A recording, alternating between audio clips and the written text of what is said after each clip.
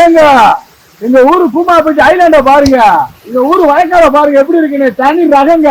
இப்போ நீங்க வீடியோ கிட்டத்தட்ட 1.5 வருஷமா போட்டுட்டு இருக்கீங்க. ஆமாங்க. வீடியோ போட ஆரம்பிக்கும் போது பாத்தீங்கன்னா நீங்க ஃபேமஸ் ஆகணும்னு போட ஆரம்பிச்சீங்களா, எல்லாம் கூமாப்பட்டி ஃபேமஸ் ஆகணும்?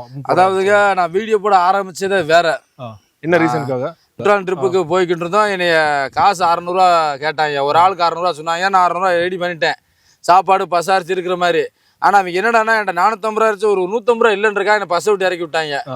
பஸ் விட்டு இறக்கி விட்டான் ஏலிக்கு நான் கெஞ்சினேன், ரொம்ப அசிங்கப்படுத்திட்டாங்க. அப்புறம் முடிவு எடுத்துட்டேன்.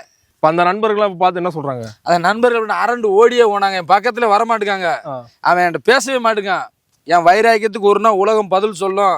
இதே கூமாப்பட்டியை உலகத்துக்கே நான் காட்டுறேன், உலக மக்களை படையெடுத்தவர்கள கூமாப்பட்டியை ஃபேமஸ் ஆகுறேன்னு உறுதியா எடுத்தேன். 1 வருஷமா கண்டினியூவா வீடியோ போட்டேன். ஏங்க கூமாப்பட்டி வாங்க, எங்க தனி ஐலாண்டுங்க, எங்க காத்த பாருங்க, மல்லிகைப்பூவா மணக்குதுங்க. வைராக்கியத்தோட கூமாப்பட்டி வீடியோ எடுத்து போட்ட உலகத்துல நீங்க கூமாப்பட்டி ஃபேமஸ் ஆயிருச்சு.